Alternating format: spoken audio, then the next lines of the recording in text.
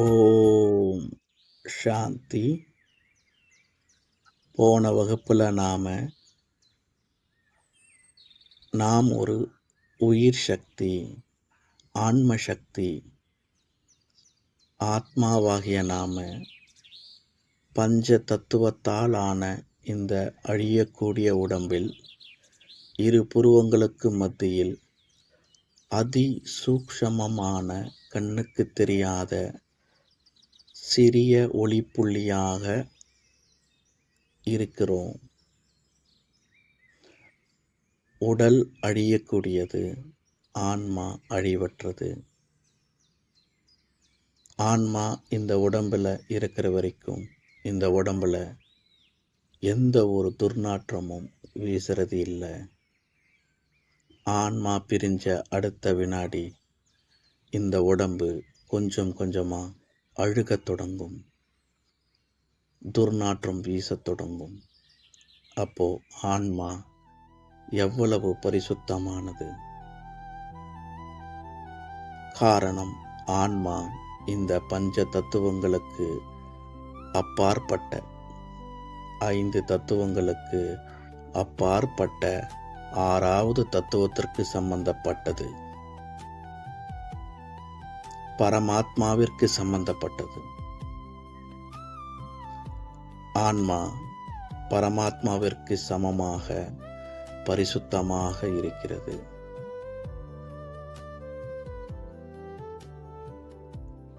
So இதை நாம் போன வகுப்பில் பார்த்தோம்.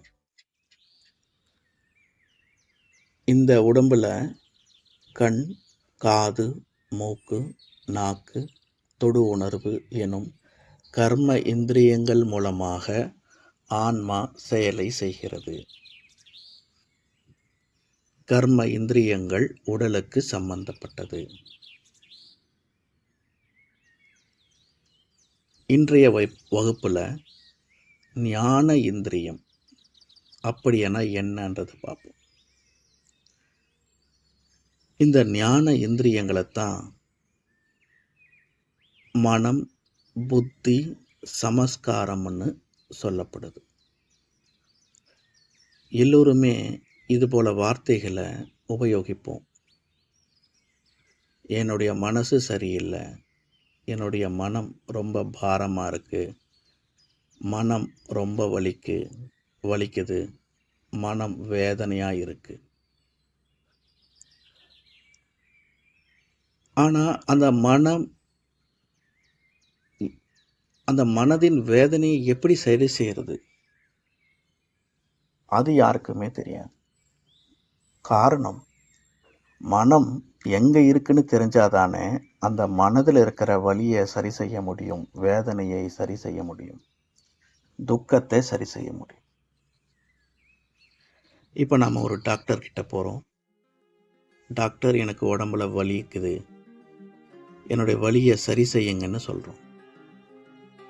டாக்டர், உங்களுக்கு எங்கே வலிக்குதுன்னு கேட்குறார். அதுதான் டாக்டர் எனக்கு தெரியலன்னு சொல்கிறோம். அப்போது டாக்டரால் நம்மளுடைய பிரச்சனையை 100% எப்படி சரி செய்ய முடியும்? அப்போ டாக்டர் பார்ப்பார். அந்த நேரத்திற்கு நமக்கு வலி இல்லாத ஒரு உணர்வை கொடுப்பதற்காக பெயின் கில்லரை எழுதுவார். பெயின் கில்லர் நம்மளுடைய பிரச்சனையை சரி செய்யாது. நம்மளுடைய ஒரு பிரச்சனையிலிருந்து வெளிப்படக்கூடிய அந்த வலியை தற்சமயத்திற்கு சரி செய்யும். அந்த பெயின் கில்லர் இன்ஜெக்ஷன் நம்மளுக்கு எழுதுவார். அந்த இன்ஜெக்ஷன் நம்மளுக்கு போடுவாங்க. ஒரு 2 நாள் 3 நாளைக்கு பெயின் கில்லர் மாத்திரையும் எழுதி தருவாங்க. உடனே நீங்கள் அசல் பிரச்சனையை சரி செய்யுங்க, இல்லைன்னா பிரச்சனை பெருசாகிடும்னு டாக்டர் சஜஷன் கொடுப்பாங்க. நாம் வீட்டுக்கு வந்த பிறகு தொடர்ந்து வலி வரும்போதெல்லாம் டாக்டர் எழுதி கொடுத்த அந்த டேப்லெட்டையே மெடிக்கல் ஷாப்பில் வாங்கி அதை தொடர்ந்து சாப்பிட ஆரம்பிக்கிறோம். ஏன்னா நம்மளுக்கு வலி தானே பிரச்சனை. வலி வருது, பெயின் கில்லர் போடுறோம், வலி போயிடுது. ஆனால் பிரச்சனை போகலை, அது புரியல. அப்போ ஒரு 2 வருஷம் தொடர்ந்து இதே போல் வலி வரும்போதெல்லாம் பெயின் கில்லரை எடுத்து போட ஆரம்பிக்கிறோம். வலி போகுது, ஆனால் பிரச்சனை போகலை. அப்போ 2 வருஷம் கழித்து அந்த அசல் பிரச்சனை ரொம்ப பெருசாகி இருக்கும். ஏன்னா 2 வருஷத்தில் நாம் அசல் பிரச்சனையை கண்டுக்கவே இல்லை. அப்போ நாளுக்கு நாள் அந்த பிரச்சனை பெருசாகும் இல்லையா? அதே மாதிரி பெயின் கில்லர் தொடர்ந்து யூஸ் பண்ணதால் பெயின் கில்லரால் சில சைடு எஃபெக்டும் வந்திருக்கும்.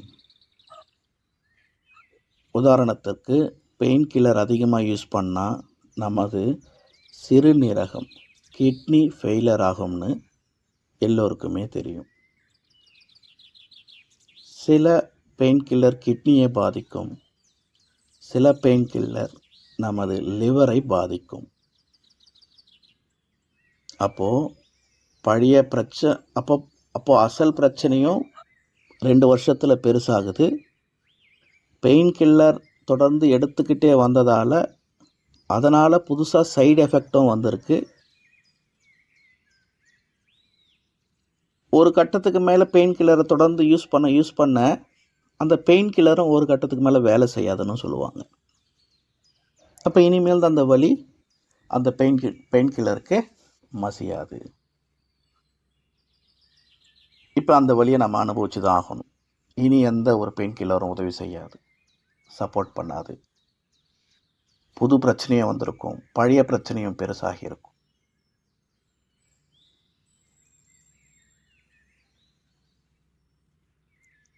அதே போலத்தான் இங்கே மனம் வலிக்குது. மனம் ஏன் வலிக்குதுன்றதை கண்டுபிடிச்சி ஆரம்பத்திலேயே மன வலியை சரி செஞ்சிருந்தா மனதினுடைய அசல் பிரச்சனையை கண்டுபிடிச்சி சரி செஞ்சிருந்தா பெயின் கில்லருக்கு வேலை இல்லை. அப்போ மனதோட பிரச்சனையை சரி செய்யறதற்கு, மன வலியை இல்லாமல் செய்கிறதுக்கு நாம் எந்த விதத்தில் பெயின் கில்லர் யூஸ் பண்ணுறோம்? எந்த பெயின் கில்லர்? மனம் வலிக்கும் போதெல்லாம், மனம் பாரமாக இருக்கும் போதெல்லாம் நமது உற்றார் உறவினர்கள் கிட்ட எல்லாத்தையுமே பகிர்ந்துப்போம். பக்கத்து வீட்டார்கிட்ட, இல்லை நண்பர்கள்கிட்ட நேரிலேயோ இல்லை ஃபோன் மூலமாகவோ நமது கஷ்டங்களை ஷேர் பண்ணிப்போம். அப்படி ஷேர் பண்ணுறதால அந்த நேரத்துக்கு மனவலி கொஞ்சம் கம்மியாகும், மனவேதனை கம்மியாகும், மனபாரம் கொஞ்சம் கம்மியாகும். ஏன்னா நம்ம மனபாரத்தை அந்த நண்பர்கிட்ட இறக்கி வைக்கிறோம். இப்படி தான் பெயின் கில்லர் மாதிரி நம்மளுடைய சுற்று வட்டாரத்தில் நிறைய பேர் நமக்கு உதவி செய்கிறாங்க. இப்படி தொடர்ந்து போகுது 1 வருடம் 2 வருடம். இப்போ உங்களுடைய பாரத்தை இறக்கி வைக்கிறீங்க இல்லையா, அவரும் ஒரு சாதாரண மனுஷன்தான்.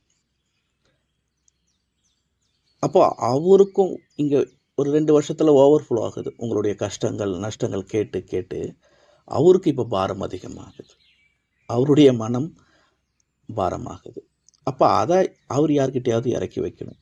அப்போ நீங்கள் அவர்கிட்ட ஷேர் பண்ண விஷயத்த அவருக்கு க்ளோஸ் ஆன ஒருத்தர்கிட்ட ஷேர் பண்ணுறார். அப்புறம் அந்த நபரும் சாதாரண மனுஷன் தானே, அப்போ அவர் இன்னொருத்தர்கிட்ட ஷேர் பண்ணுவார். அது அப்படியே ஒரு நாள் உங்கள் காதுக்கே வருது, ஒரு 2 வருஷம் கழிச்சு. இப்போ உங்களுக்கு எப்படி இருக்கும்? முன்னாடி இருந்த அந்த வலியை விட இப்போ இன்னும் மனம் வேதனை பல மடங்காக அதிகரிக்கும். காரணம், நாம் நம்ம நண்பர்கிட்ட நம்பி சொன்ன ஒரு விஷயம் ஊர் முழுக்க பரவி இருக்கே, இது ஒரு பெரிய துரோகம் இல்லையா? அப்போ இன்னும் மனம் வேதனையாகும். அப்போ அசல் பிரச்சனையும் தீரலை.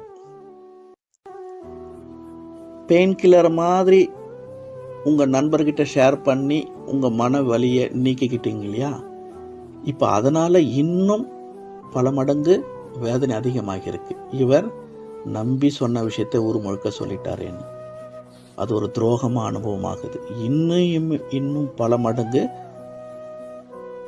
வலிக்குது. இப்போ மனசில் புதிய வலி உருவாகுது. துரோகம் என்ற வலி புதுசாக பெயின் கில்லரால் சைடு எஃபெக்ட் உருவாகிற மாதிரி அசல் பிரச்சனை, வீட்டில் நடக்கக்கூடிய அசல் பிரச்சனை, அது பசங்களால் இருக்கலாம், வீட்டுக்காரரால் இருக்கலாம், மனைவியால் இருக்கலாம். அந்த வலி ஒரு பக்கம் இருக்குது. அதை சரி செய்கிறதுக்காக நண்பர்கள்கிட்ட ஷேர் பண்ணோம். பெயின் கில்லர் மாதிரி 1 வருடம் 2 வருடம் லேசாகணும். இப்போ அவர் ஊர் முழுக்க சொல்லிட்டார்ன்ற விஷயம் கேட்கும்போது இன்னும் வலி அதிகமாகுது, மனவலி. அப்போ சைடு எஃபெக்ட் காட்டுது. ஒரு கட்டத்துக்கு மேலே தொடர்ந்து பெயின் கில்லர் யூஸ் பண்ணால் பெயின் கில்லர் வேலை செய்யாதுன்னு பார்த்தோம் இல்லையா? அப்போ இனிமேல் பெயின் கில்லர் மாதிரி வேலை செஞ்ச இந்த நண்பர்கிட்ட இனி நம்ம எதையுமே ஷேர் பண்ண மாட்டோம்.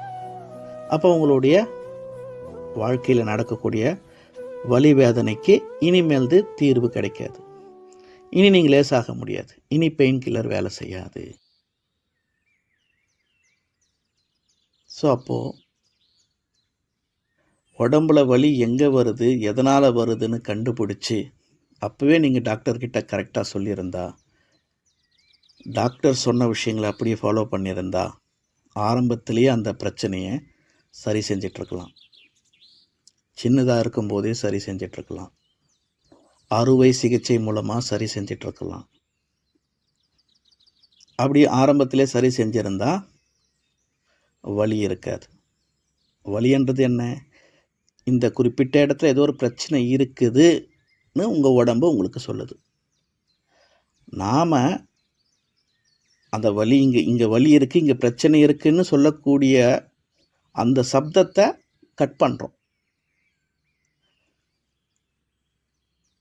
நமக்கு வலி மூலமாக நல்லது தான் நடந்துகிட்ருக்கு. இங்கே பிரச்சனை இருக்குது, இங்கே பிரச்சனை இருக்குன்னு வலி மூலமாக உணர்த்தப்படுது. இப்போ நம்ம வலியை தான் ஸ்டாப் பண்ணியிருக்கோம். கத்தாத, அமைதியாக இருக்குது, பிரச்சனையை சரி செய்யலை. அப்போ பிரச்சனை சரி செஞ்சுருந்தா வலிக்கு வேலையே இல்லையே. பிரச்சனையே இல்லைன்னும் போது வலிக்கு வேலை இல்லை. வலிக்கு வேலை இல்லைன்னா பெயின் கில்லருக்கு வேலை இல்லை. பெயின் கில்லருக்கு வேலை இல்லைன்னா புதுசாக எந்த ஒரு உள் உறுப்புகளும் டேமேஜ் ஆகாது, சைடு எஃபெக்ட் வராது. ஆரோக்கியமான உடலோட ஆனந்தமான வாழ்க்கையை வாழலாம். அதே மாதிரி மனதில் இருக்கிற பிரச்சனையை கண்டறிஞ்சு மனமன்னா என்னன்றதை புரிஞ்சுக்கிட்டு மனதில் இருக்கிற பிரச்சனையை சரி செஞ்சிருந்தால் மனவலி இருக்காது, மனவேதனை இருக்காது. எதனால் இந்த பிரச்சனை இருக்குதுன்னு கண்டுபிடிச்சி அதுக்கு தீர்வு கண்டுபிடிச்சிருந்தால், அது ஆரம்பத்திலேயே சரி செஞ்சிருந்தால் மனவேதனை இருக்காது, மனவலி இருக்காது, மனபாரம் இருக்காது. அப்படி மனபாரம் இல்லைன்னா அந்த பாரத்தை யார்கிட்ட இறக்கி வைக்க போகிறோம்? யார்கிட்டையுமே ஷேர் பண்ண வேண்டிய அவசியம் இல்லை. ஷேர் பண்ணாதானே அந்த நண்பர் இன்னொருத்தர்கிட்ட ஷேர் பண்ண போகிறாரு. அந்த நண்பர் இன்னொருக்கிட்ட ஷேர் பண்ண விஷயம் உங்கள் காதுக்கு வந்தாதானே அது உங்களுக்கு ஒரு துரோகமாக அனுபவமாகும். இன்னும் பல மடங்கு மனவேதனை அதிகமாகும், பாரம் அதிகமாகும்.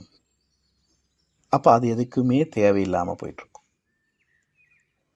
அப்போ ஆரம்பத்திலேயே அந்த மனதினுடைய பாரத்தை கண்டுபிடிச்சி, வலியை கண்டுபிடிச்சி, அந்த மனதில் இருக்கிற பிரச்சனையை சரி செஞ்சுருந்தா ஆரோக்கியமான மனம், ஆனந்தமான மனம் நமக்கு அனுபவமாகும். என் உடம்பு சரியில்லை, அப்போ நான் வேற, உடம்பு வேற. அதே மாதிரி என் மனசு சரியில்லை, என் புத்தி சரியில்லை, என் சுபாவம் சரியில்லை, என்னுடைய பழக்க வழக்கங்கள் சரியில்லை.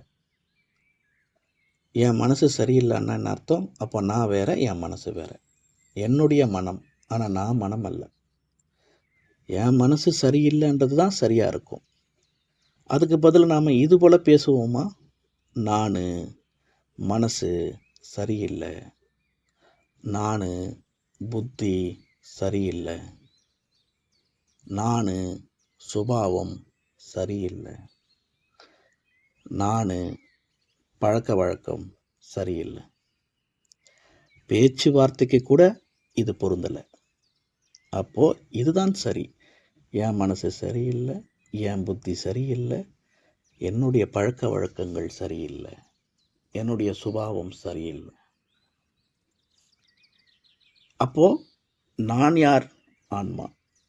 என் மனம் அண்ணா ஆன்மாவுக்குள்ளே தான் மனம் இருக்குது, ஆன்மாவுக்குள்ளே தான் புத்தி இருக்குது, ஆன்மாவுக்குள்ளே தான் சுபாவம் சமஸ்காரம்னு சொல்லக்கூடிய ஆழ்மன பதிவுகள் இருக்குது. எனக்குள்ளே இருக்கிறதால, ஆன்மாக்குள்ளே இருக்கிறதால என் மனம், என் புத்தி, என் சம்ஸ்காரம்னு சொல்கிறோம். இது கண்ணுக்கு தெரியாததுன்றதால ஞானத்திற்கு சம்பந்தப்பட்டதுன்னு சொல்கிறோம், ஞான இந்திரியங்கள்னு சொல்கிறோம். இந்த ஞான இந்திரியங்கள் எப்படி வேலை செய்யுது கொஞ்சம் ஆழமாக பார்க்கலாம். மனதோட வேலை பலவிதமான எண்ணங்களை உருவாக்கும். உதாரணத்துக்கு, நாளைக்கு ஞாயிற்றுக்கிழமை, சண்டே, ஹாலிடே, நாளைக்கு என்ன பண்ணலாம், இது ஒரு எண்ணம். அதுக்கப்புறமா நாளைக்கு கோவிலுக்கு போகலாமா, அது ஒரு எண்ணம். இல்லை ஃப்ரெண்டு வீட்டுக்கு போகலாமா, அது ஒரு எண்ணம். இல்லை வீட்டிலேயே ரெஸ்ட் எடுக்கலாமா, அது ஒரு எண்ணம். இதெல்லாம் மனதில் உருவாக்கக்கூடிய எண்ணங்கள். இப்போது 3 எண்ணத்தில் ஏதாவது ஒரு எண்ணத்தை சூஸ் பண்ணுவீங்க. கண்டிப்பாக ஏதாவது ஒன்றை செய்வீங்க நாளைக்கு. சரி, ஃப்ரெண்டு வீட்டுக்கு போகலாம் இப்போ முடிவு பண்ணிட்டீங்க இல்லையா?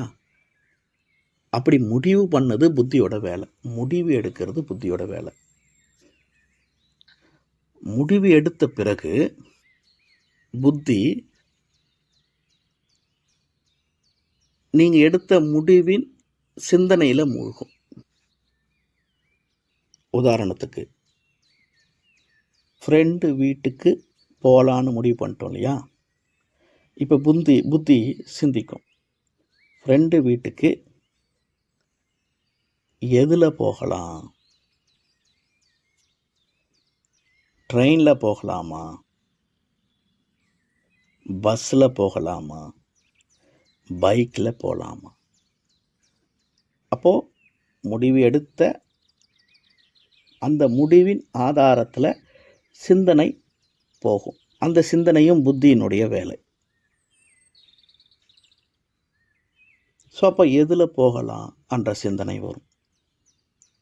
சரி, பைக்கில் போகலான்னு ஒரு முடிவு எடுப்பீங்க. மறுபடியும் அந்த முடிவு எடுக்கிறது புத்தியோட வேலை.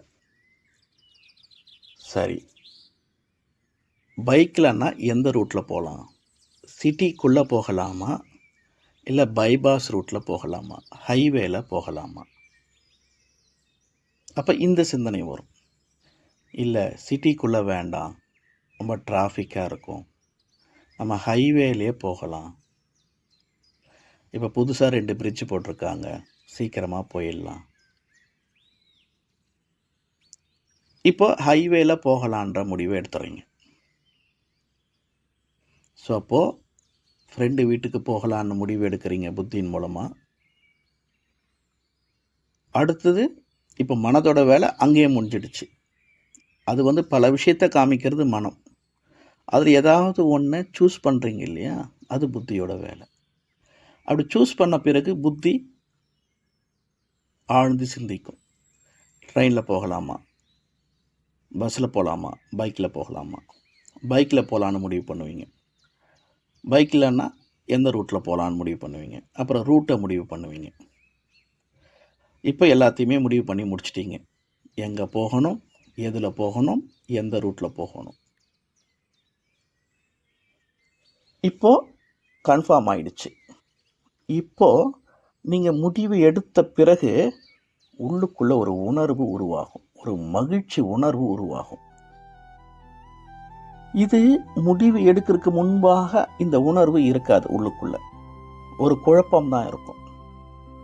நாளைக்கு என்ன பண்ணலாம், எதை செய்யலாம், அப்போ அங்கே அந்த ஒரு மகிழ்ச்சி உணர்வு இருக்காது. ஆனால் முடிவு எடுத்த பிறகு அந்த முடிவு சார்ந்த சிந்தனை சிந்தித்த பிறகு ஒரு மகிழ்ச்சி உணர்வு உருவாகுது இல்லையா? அந்த மகிழ்ச்சி உணர்வு தான் ஆழ் மனதில் உருவாகும். அதைத்தான் சமஸ்காரம்னு சொல்லுவோம். அங்கே தான் உணர்வு உருவாகுது. அப்போ மனதில் எண்ணம், புத்தியில் சிந்தனை, சிந்தனையினுடைய முடிவில் மகிழ்ச்சி உணர்வு ஏற்படுது. அப்போ இந்த மகிழ்ச்சி உணர்வு தான் ஃபைனலாக நாளைக்கு இந்த கர்ம இந்திரியங்கள் மூலமாக, உடல் மூலமாக செயலாக வெளிப்படும். அப்போ நீங்கள் நினச்ச ஞான இந்திரியங்கள் மூலமாக, மனம், புத்தி, ஆழ்மனம் என்கின்ற ஞான இந்திரியங்கள் மூலமாக உருவான அந்த உணர்வை கர்ம இந்திரியங்களான கண்கள் மூலமாக, நாக்கு மூலமாக, இந்த உடல் மூலமாக செயலாக வெளிப்படுத்துவீங்க. அப்போ நீங்கள் போட்ட பிளானுக்கு ஏற்ற மாதிரி பைக் எடுப்பீங்க, அந்த பைக்கை ஓட்டுவீங்க, அந்த இடத்துக்கு போவீங்க. அப்போ இது செயல். அப்போ அந்த நபரை பார்க்குறீங்க, அந்த நபரை பார்க்கும்போது அந்த மகிழ்ச்சி உணர்வை வெளிப்படுத்துவீங்க. உங்கள் கண்கள் மூலமாக ஆழ் மனதில் இருக்கிற அந்த உணர்வு கண்கள் மூலமாக வெளிப்படும், அந்த அன்பு உணர்வு, அந்த மகிழ்ச்சி உணர்வு. நாக்கு மூலமாக அந்த மகிழ்ச்சியான வார்த்தைகள் வெளிப்படும். அடுத்தது தொடு உணர்வு மூலமாக அவரை கட்டி அணைச்சி அந்த ஒரு மகிழ்ச்சி உணர்வை வெளிப்படுத்துவீங்க. அப்போ கர்ம இந்திரியங்கள் மூலமாக கண்ணு, காது, மூக்கு, நாக்கு, தொடு உணர்வு மூலமாக நாம் உணர்வை வெளிப்படுத்துவோம். அப்போ ரிட்டன் இப்போ நீங்கள் அவருக்கு மகிழ்ச்சி உணர்வை கொடுக்குறீங்க இல்லையா? இப்போ ரிட்டன் அவர்கிட்டேருந்து ஒரு மகிழ்ச்சி உணர்வு உங்களுக்கு ஏற்படும். உங்களை பார்க்கறதால நீங்கள் வெளிப்படுத்தக்கூடிய அந்த உணர்வுக்கு ஏற்ற மாதிரி அந்த எதிரே இருக்கக்கூடிய நண்பர்கிட்ட இருந்து அது போன்ற ஒரு உணர்வு வெளிப்படும், அதே மகிழ்ச்சி உணர்வு வெளிப்படும். ஆனால் இப்போ 100 மடங்கா அது ரிட்டர்ன் வரும். அந்த உணர்வும் எனக்குள்ள வந்து என்னுடைய ஆழ் மனதில் மறுபடியும் பதிவாகும். இதுதான் நான் செஞ்ச செயலுக்கு ரிட்டர்ன் கிடைக்கிற பலன். நான் செய்த கர்மத்திற்கு ரிட்டர்ன் எனக்கு கிடைக்கிற பலன் கர்ம பலன். இந்த கர்ம பலன் மறுபடியும் என்னுடைய ஆழ் மனதில் பதிவாகும். இது ஒரு நல்ல செயல். ஒருத்தரை மகிழ்ச்சி படுத்துறது ஒரு நல்ல செயல். அப்போ மனதில் நல்ல எண்ணம், புத்தியில் நல்ல சிந்தனை, அந்த சிந்தனையுடைய முடிவில் ஆழ் மனதில் நல்ல உணர்வுகள் பிறக்குது. உணர்வுகளான ஃபீலிங்ஸ், நேர்மறையான குணங்கள். அந்த உணர்வுக்கேற்ற மாதிரி கர்ம இந்திரியங்கள் இந்த உடல் செயல் செய்யும். அந்த செயலுக்கு ஒரு பலன் ரிட்டர்ன் கிடைக்கும். அதான் கர்ம பலன். இப்போ இதே மனதில் ஒரு தீய எண்ணம் வருது, புத்தி அந்த தீய எண்ணத்தை ஆழ்ந்து சிந்திக்குது. அப்படி அந்த தீய எண்ணத்தை ஆழ்ந்து சிந்திக்கும் போது அதனுடைய முடிவில் நமது ஆழ் மனதில் உணர்ச்சிகள் உருவாகும். இந்த உணர்ச்சிகளை எமோஷன், கெட்டதுன்னு சொல்லும். அப்போ அந்த ஆழ் மனதில் உருவாகக்கூடிய உணர்ச்சிகள் அதே கர்ம இந்திரியங்கள் மூலமாக, உடல் மூலமாக செயலாக வெளிப்படும். அப்போ உள்ளுக்குள்ள ஒரு பொறாமை உணர்வோ இல்லை ஒரு கோப உணர்வோ உருவாகுதுன்னா, அந்த கோப உணர்ச்சி உருவாகுதுன்னா கண்கள் மூலமாக அந்த கோப உணர்வு வெளிப்படும். நாக்கு மூலமாக அந்த உணர்ச்சி வசப்பட்ட வார்த்தைகள் வெளிப்படும், காயப்படுத்தக்கூடிய வார்த்தை வெளிப்படும். கைகள் மூலமாக அடிக்க கூட முற்படுவோம். தொடு உணர்வு மூலமாக அந்த தப்பான செயலை செய்வோம். ஸோ நல்லதானாலும் சரி, தீயதானாலும் சரி, இப்படி தான் செயல்படுத்துவோம். அப்போ இப்போ ஒரு செயலை செய்கிறோம் இல்லையா, தீய கர்மத்தை செய்கிறோம், தீய செயலை செய்கிறோம் இல்லையா, அப்போ அவருக்கு ஒரு பாதிப்பை கொடுக்குறோம். எதிரில் இருக்கக்கூடிய நபருக்கு ஒரு வருத்தத்தை கொடுக்குறோம்.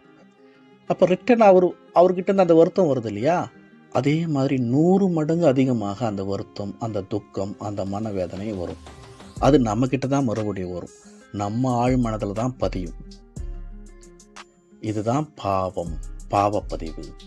ஸோ நல்லதன்னா புண்ணியம், தீயதன்னா பாவம். ரெண்டுமே இப்படி தான் மறுபடியும் நம்மக்கிட்ட வந்து சேருது, நம்மளுடைய ஆழ் மனதில் மறுபடியும் அது பதிவாகுது. ஆன்மா இந்த உடம்பிலிருந்து பிரிஞ்சிடும், இந்த உடல் அழிஞ்சிடும், ஆன்மா அழியாதுன்னு பார்த்தோம்.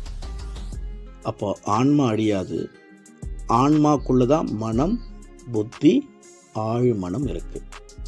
அந்த ஆழ்மனதில் தான் ஆன்மா இந்த உடல் மூலமாக செஞ்ச பாவ புண்ணிய பதிவுகள் ரெக்கார்டாக இருக்கு. அந்த ரெக்கார்டும் அழியாது. அப்போ ஆன்மா இந்த உடம்புல இருந்து விடுபட்டு அந்த ஆன்மா செஞ்ச பாவ புண்ணியத்துக்கு ஏற்ற மாதிரி அடுத்த கர்ப்பம், அடுத்த தாயினுடைய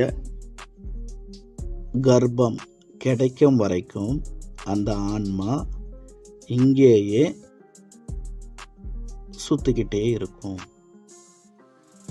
இங்கே இருக்கக்கூடிய அந்த உற்றார் உறவினர்களுக்கு நன்மை செஞ்சுக்கிட்டே இருக்கும். அந்த ஆன்மா செஞ்ச பாவ புண்ணியத்துக்கேற்ற கர்ப்பம் கிடைக்கும்போது அது அடுத்த பிறவிக்கு போகும். அந்த ஆத்மா செஞ்ச பாவ புண்ணியத்துக்கேற்ற மாதிரி அடுத்த பிறவி அமையும். அம்மா, அப்பா, நண்பர்கள், கூட பிறந்தவங்க எல்லாமே அவருடைய பாவ புண்ணியத்துக்கேற்ற மாதிரி அமையும். இதற்கும் இறைவனுக்கும் எந்த சம்பந்தமும் இல்லை. சரி, முற்பிறவி சில பேருக்கு நம்பிக்கை இல்லாமல் இருக்கலாம். அவங்களுக்காக இப்போ இந்த விஷயத்தை நம்ம கொஞ்சம் பார்க்கலாம். பிறந்த குழந்தை, ஒரு 3 மாத குழந்தைய நீங்கள் கூர்ந்து கவனித்து பாருங்கள். சில நேரங்களில் அது அழுவும், சில நேரங்களில் சிரிக்கும். அழுறது பசிக்காகன்னு நம்ம எடுத்துக்கலாம். ஆனால் ஏன் சிரிக்கணும்? அந்த குழந்தைக்கு சிரிப்புன்னா என்னென்னு தெரியும். நல்லது, கெட்டது, மகிழ்ச்சி, துக்கம் எதுவுமே அந்த குழந்தைக்கு தெரியாது. ஏன் சிரிக்குது? அப்போது பிறந்த குழந்தையினுடைய உச்சியை நீங்கள் தொட்டு பார்த்தா ஒரு பஞ்சு மாதிரியான ஒரு உணர்வு ஏற்படும். ரொம்ப சாஃப்டான ஒரு பகுதி இருக்கும் உச்சந்தலையில். இப்போ நாம் ஆன்மா எங்கே இருக்குன்னு பார்க்குறதுக்கு ஒரு மெஷர்மெண்ட் எடுக்க சொன்னோம் போன கிளாஸில். பொட்டு வைக்கிற இடத்துலேருந்து உள்முகமாக ஒரு கோடு, 2 காதுகளுக்கு மேற்பகுதியில் டச் பண்ண மாதிரி ஒரு கோடு, உச்சந்தலையிலேருந்து உள்முகமாக கீழே ஒரு கோடுன்னு பார்த்தோம். அப்போது அந்த உச்சந்தலைன்றது கரெக்டாக அந்த ஆன்மாவை டச் பண்ணக்கூடிய இடமா இருக்குது. அந்த ஒரு சாஃப்டான பகுதி, அதை பிரம்மரந்திரம்னு சொல்லுவாங்க.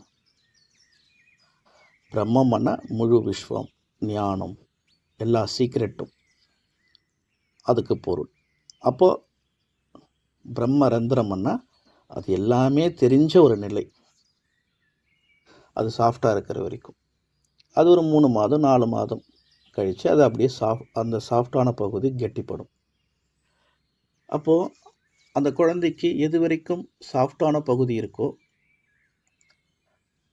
அது வரைக்கும் அந்த குழந்தையினுடைய முன்ஜென்மத்து நினைவுகள் அந்த குழந்தைக்கு தொடர்ந்து வரும். அப்போ அங்கே இருக்கக்கூடிய அந்த அம்மா, அப்பா, அந்த நண்பர்கள், மனைவி, பசங்க அவங்களையெல்லாம் நினச்சி பார்க்கும்போது அந்த நினைவு வரும்போது நாம் அங்கே இல்லாமல் இருக்கிறோமே, நாம் இங்கே என்ன பண்ணிகிட்ருக்குறோம், அந்த ஒரு துக்கம் அனுபவமாகுது. குழந்தை அழுது. அதேமாரி கடந்த காலத்தில் நடந்த சந்தோஷமான நினைவுகள் வரும்போது சிரிக்குது. இதுதான் அதனுடைய காரணம். அதே மாதிரி நாம் வளர்ந்த பிறகு அது 20 வயசாக இருக்கலாம், 30 வயசாக இருக்கலாம், 40 வயசாக இருக்கலாம், 50 வயசாக கூட இருக்கலாம். நமக்கே தெரியாமல் சில நேரங்களில் எது இழந்த மாதிரி மனம் பாரமாக இருக்கும். எந்த காரணமும் இருக்காது. என்னமோ தெரியல, காலையிலேருந்து ஒரு மாதிரியாக இருக்குது அப்படி சொல்லுவோம். என்ன காரணம்? ஏதாவது ஒரு சூழ்நிலை இருக்கணும் இல்லையா? ஏதாவது ஒரு இன்சிடெண்ட் நடந்திருக்கணும் இல்லையா? எதுவுமே நடக்கலை, ஆனால் ஒரு துக்கம். சில நேரங்களில் எதுவுமே நடந்திருக்காது, ஆனால் மகிழ்ச்சி. காரணம் என்னன்னா, குழந்தைக்கு ஞாபகத்தில் இருக்கும் முன்ஜென்மத்து நினைவுகள், ஆனால் குழந்தையால் பேச முடியாது. அந்த குழந்தை வளர வளர வளர அந்த பிரம்மரந்திரம்னு சொல்லக்கூடிய பகுதி கெட்டியாக பழைய நினைவுகள் ஞாபகத்துக்கு வராது. ஆனால் அந்த பழைய நினைவுகளுடைய அதிர்வுகள் மட்டும் வந்துக்கிட்டே இருக்கும் தொடர்ந்து. அப்போ வளர்ந்த பிறகு வளர வளர அது ஞாபகத்தில் இருக்கக்கூடாது. ஞாபகத்தில் இருந்தால் அப்போ அந்த குழந்தை இங்கே இருக்க விரும்பாது இல்லையா? இங்கே விட நல்ல சூழ்நிலை முன் ஜென்மத்தில் இருந்திருந்தால் அங்கே தானே அது போக தோணும். அப்போது நேச்சுரலாகவே அங்கே மறதின்னு ஒரு விஷயம் நடந்து நமக்கு நன்மை செய்யுது. ஆனால் வளர்ந்தால் கூட அந்த வைப்ரேஷன் மட்டும் தொடர்ந்து வந்துகிட்டே இருக்கும். இவர் மறந்துருக்கலாம், ஆனால் அவங்க அந்த நபரை நினச்சிக்கிட்டே இருப்பாங்களே அடிக்கடி. அப்போ அந்த வைப்ரேஷன் வரும். அப்போது இவரை நினச்சி வருத்தப்படும் போது, அழும்போது அந்த துக்க அதிர்வு இவரை போயிட்டு தாக்குது. அதனால தான் இன்றைக்கி அந்த துக்கம் சார்ந்த உணர்வு இல்லைன்னாலும் எனக்கு துக்கம் அனுபவமாக. அதே இவர் சம்பந்தப்பட்ட மகிழ்ச்சியான விஷயங்கள் ஷேர் பண்ணும்போது அந்த அதிர்வு இங்கே வருது. இப்போ இவருடைய சூழ்நிலை மகிழ்ச்சிகரமானதாக இல்லைன்னாலும் மகிழ்ச்சியாக இருக்கார். காரணமே தெரியாமல் மகிழ்ச்சி, காரணமே தெரியாத துக்கம். இதுக்கும் காரணம் இதுதான். ஸோ அப்போது இதுதான் அந்த கர்ம பலன்.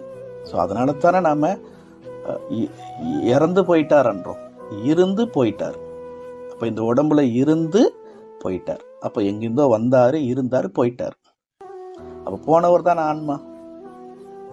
ஸோ இது ஒரு வாடகை வீடு மாதிரி. வந்தார், இருந்தார், வேற ஒரு இடத்துல வேலை கிடைச்சிது, வேற ஒரு இடத்துக்கு போயிட்டார். அந்த இடத்துல வேற ஒரு வாடகை வீட்டுக்கு போவார்.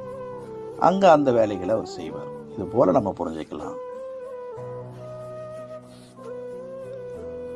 சயின்டிஸ்டெல்லாம் ஆன்மான்னு ஒன்று இல்லை, உயிர்னு ஒன்று இல்லை, மூளை தான் எல்லாம். மூளையினுடைய பிரெயினுடைய அந்த செயல்பாடு நின்றுடுச்சுன்னா அதுக்கு பேர் தான் மரணம். ஏன்னா மூளையின் ஆதாரத்தில் முழு உடல் செயல்படுதுன்னு நம்ம போன வகுப்பில் பார்த்தோம். அப்போ மூளை செயல்படலைன்னா முழு உடல் செயல்படாது. ஸோ இதுதான் மரணம்னு சயின்டிஸ்ட்டு சொல்கிறாங்க. ஆனால் நாம் என்ன சொல்கிறோம்? அந்த மூளையை செயல்படுத்துறதுக்கே ஒரு ஆன்மா தேவை. ஸோ அப்போது ஸ்டேரிங் ஆதாரத்தில் முழு காரும் இயங்குது. ஆனால் ஸ்டேரிங்கை ஒருத்தர் இயக்கணும் இல்லையா? அது ஆட்டோமேட்டிக் காரானாலும் சரி, அதை ஆன் பண்ணுறது ஒரு மனிதனாக தானே இருக்க முடியும். மனிதனுக்காகத்தான் ஆட்டோமேட்டிக் காரு. மனிதனே இல்லாமல் அந்த கார் எதுக்கு போகணும் வரணும்? யாருக்காக போகணும் வரணும்? எல்லாமே நமக்காக. ஸோ அது போலத்தான் உயிர் மூளை மூலமாக இந்த முழு உடம்பை இயக்கிக்கிட்டு இருக்கு. ஆனால் சயின்டிஸ்ட் உயிரை பார்க்க முடியாத காரணத்தால் உயிர்னு ஒன்று இல்லைன்னு சொல்கிறாங்க. சரி, உயிர்ன்றது என்ன? சூக்ஷமமானது. உடல் ஸ்தூலமானது. ஸ்தூலம்னா கண்ணுக்கு தெரியக்கூடியது. அப்போது உயிரை பார்க்கறதுக்காக சயின்டிஸ்ட் என்ன பண்ணுறாங்க? இந்த ஸ்தூல உபகரணங்களை யூஸ் பண்ணுறாங்க. இந்த ஸ்தூல உபகரணங்களின் ஆதாரத்தில் சூக்ஷமமான உயிரை பார்க்குற ப்ராசஸை செய்கிறாங்க. இது வேடிக்கையாக இருக்குது. ஸ்தூல பொருட்கள் மூலம் சூக்ஷ்மத்தை எப்படி உணர முடியும்? முடியாது. அப்போது இந்த ஸ்தூல உலகத்துக்கு சம்பந்தப்பட்ட பொருட்கள் மூலமாக சூக்ஷ்ம உலகத்துக்கு சம்பந்தப்பட்ட ஆன்மாவை பார்க்க முடியாது. 5 தத்துவங்களுக்கு அப்பாற்பட்ட 6வது தத்துவத்துக்கு சம்பந்தப்பட்டது ஆன்மா. அதை 5 தத்துவங்களுக்கு சம்பந்தப்பட்ட உபகரணங்கள் மூலமாக பார்க்க முடியாது. ஆனால் அதே சயின்டிஸ்ட் என்ன சொல்கிறாங்கன்னா, அந்த பிரெயினில் கான்ஷியஸ்னு ஒன்று இருக்குது. கான்ஷியஸ், விழிப்புணர்வு, மெமரி, இன்ஃபர்மேஷன், தகவல்கள். உடல் அழிஞ்ச பிறகு, உடல் அழிஞ்சிடுது. அழிஞ்ச பிறகு அந்த கான்ஷியஸ் மட்டும் அழிய மாட்டேங்குது. அந்த மூளையில் இருக்கக்கூடிய கான்ஷியஸ் அழிய மாட்டேங்குது. அந்த கான்ஷியஸ் அந்த மூளையிலிருந்து விடுபட்டு அப்படியே யூனிவர்சலுக்கு போகுது. யூனிவர்ஸ்லேயே அது அழியாமல் அந்த மெமரி அப்படியே இருக்குது, அந்த கான்ஷியஸ் இருக்குது. அந்த கான்ஷியஸ்க்கு இன்னொரு மூளை கிடைக்கிறதுக்கு அது வெயிட் பண்ணுது. அந்த கான்ஷியஸால் அந்த கான்ஷியஸ்க்கு ஏற்ற மாதிரி இன்னொரு மூளை கிடைச்சா அந்த மூளை மூலமாக இன்னொரு மூளையின் ஆதாரத்தில் அந்த கான்ஷியஸ் மறுபடியும் செயல்பட வாய்ப்புகள் இருக்குன்னு அந்த சயின்டிஸ்ட்டு சொல்கிறாங்க. இப்போது நாம் சொல்கிறதைத்தான் அவங்க அப்படியே வேறு மாதிரி சொல்கிறாங்க. இப்போ நாம் என்ன சொல்கிறோம்? ஆன்மா பார்க்க முடியாது, மூளைக்கு பக்கத்தில் இருக்குது, தலையில். அதே மாதிரி கான்ஷியஸ்ன்றதும் பார்க்க முடியாது, அது ஒரு மெசேஜ். இப்போ நான் இருக்கிறேன்னா எனக்குள்ளே அந்த இருக்கிற ஞானத்தை நான் எப்படி பார்க்க முடியும்? அது உணரத்தான் முடியும். அதைத்தான் அவங்க கான்ஷியஸ்னு சொல்கிறாங்க. பார்க்க முடியாததால் நாமளும் பார்க்க முடியாது தான், உணரத்தான் முடியும்னு சொல்கிறோம். கான்ஷியஸும் மூளையில் தான் இருக்குதுன்னு சொல்கிறாங்க. நாமளும் மூளைக்கு பக்கத்தில் தான் ஆன்மா இருக்குதுன்னு சொல்கிறோம். அந்த ஆன்மாக்குள்ளே தான் ஆன்மாவினுடைய ஞானம், இன்ஃபர்மேஷன், தகவல்கள் இருக்குதுன்னு சொல்கிறோம். உடல் அழிஞ்சிடுதுன்னு சொல்கிறோம், அவங்களும் அழிஞ்சிடுதுன்னு சொல்கிறாங்க. அழிஞ்ச பிறகு ஆன்மா அந்த பாவ புண்ணிய பதிவுகளை எடுத்துக்கிட்டு அப்படியே சுற்றி வருதுன்னு சொல்கிறோம். சயின்டிஸ்ட்டும் உடல் அழிஞ்ச பிறகு மூளையிலிருந்து கான்ஷியஸ் இன்ஃபர்மேஷன்ஸ் அப்படியே இந்த யூனிவர்சலுக்கு போகுது, வெயிட் பண்ணுது. எதுக்காக வெயிட் பண்ணுது? அடுத்த பிறவி கிடைக்கணும் இல்லையா ஆன்மாவுக்கு. அதனால் அந்த ஆன்மா வெயிட் பண்ணுது. அதுக்கேற்ற மாதிரி மூளை கிடைச்ச உடனே அது மறுபடியும் அந்த மூளையின் ஆதாரத்தில் அந்த கான்ஷியஸ் செயல்படும்னு அவங்க சொல்கிறாங்க. அதே மாதிரி தான் நாம் செஞ்ச பாவ புண்ணிய பதிவுக்கு ஏற்ற மாதிரி மூளை, உடல் கிடைக்கும். கிடைச்ச பிறகு மறுபடியும் நாம் போவோம்னு சொல்கிறோம். சயின்ஸும் அதுதான் சொல்லுது. ஸோ அப்போ சயின்ஸின் ஆதாரத்தில் பார்த்தாலும் மறுபிறவி இருக்குது, ஆன்மா இருக்குது, ஆன்மாவில் ஆத்மா செஞ்ச பதிவுகளும் இருக்குது. சாஸ்திரங்களும் அதுதான் சொல்லுது, சயின்ஸும் அதுதான் சொல்லுது. ஸோ அப்போது நான் அழிவற்ற ஆன்மா, எனக்குள்ளதான் மனம் இருக்கு. அப்போது என் மனம், நானு மனசு சரியில்லை, நானு புத்தி சரியில்லை, இது பேச்சு வழக்கத்துக்கே சரியாக வரலை. என் மனம் சரியில்லை, என் புத்தி சரியில்லை. அப்போ நான் தான் அந்த மனதையும் புத்தியையும் ஆளக்கூடியவன். அப்போ என் மனம், என் புத்தி, என் ஆழ்மனம், என்னுடைய ஆழ்மனம். அப்போ அந்த என்னுடைய ஆழ்மனத பதிவுகளையும் நான் தான் மாற்ற முடியும். அப்போ இதெல்லாம் என்னுடையதுன்னு நினைக்கும் போது, நான் அல்ல, என்னுடையதுன்னு நினைக்கும் போது தான் நான் அதுக்கு எஜமானன் ஆகிறேன். அப்போ அதை நான் என்னுடைய கட்டுப்பாட்டில் கொண்டு வர முடியும். அப்போ மனம் போன போக்கில் போகக்கூடியவன் மனிதன். அப்போது அந்த இன்ஃபர்மேஷனுக்கு ஏற்ற மாதிரி போகிறது. ஆனால் நான் மனம் அல்ல, என் மனம். நான் சொல்கிற மாதிரி தான் என் மனசு கேட்கணும். அப்போ இந்த கான்ஷியஸ்க்கு வரும்போது நான் சொல்கிற மாதிரி மனசு செயல்படும், புத்தி செயல்படும், உணர்வுகள் செயல்படும். ஸோ அப்போது நான் ஆத்மா, என் மனம், என் புத்தி, அந்த உணர்வில் இருக்கிறத தான் தியானம்னு சொல்கிறோம். அப்போது உடல் சார்ந்த பிரச்சனையானாலும் மனம் சார்ந்த பிரச்சனையானாலும் தியானம் ஒன்று தான் வழி. தியானம் பண்ணால் தன்னை உணர்தல். நான் உடல் அல்ல, நான் மனம் அல்ல, நான் புத்தி அல்ல, இதையெல்லாம் கடந்த ஆன்மா. ஸோ அப்போது ஞான இந்திரியங்களை நம்ம கட்டுப்பாட்டில் வைக்கிறதுக்கும் இந்த தியானம், இந்த சோல் கான்ஷியஸ், நான் ஆன்மான்ற உணர்வு முக்கியமானதாக இருக்குது. ஸோ அப்போ மனதில் ஒரு நல்ல எண்ணம் வருதுன்னா, புத்தியில் நல்ல சிந்தனை வருதுன்னா, ஆழ் மனதில் நல்ல உணர்வுகள் வரும். ஒருவேளை மனதில் தீய எண்ணம் வருது, புத்தியில் தீய சிந்தனை வருதுன்னா, ஆழ் மனதில் கெட்ட உணர்ச்சிகள் வரும். அப்போது அந்த உணர்ச்சிக்கேற்ற மாதிரி கர்ம இந்திரியங்கள் செயல்படும்.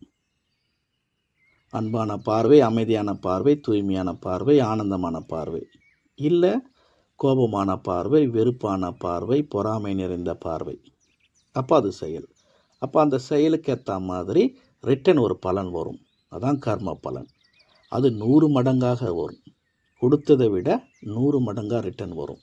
அந்த 100 மடங்கு பலம் நம்மளுடைய ஆழ்மனதில் தான் வரும். அது இன்னொருத்தருக்கு போகாது.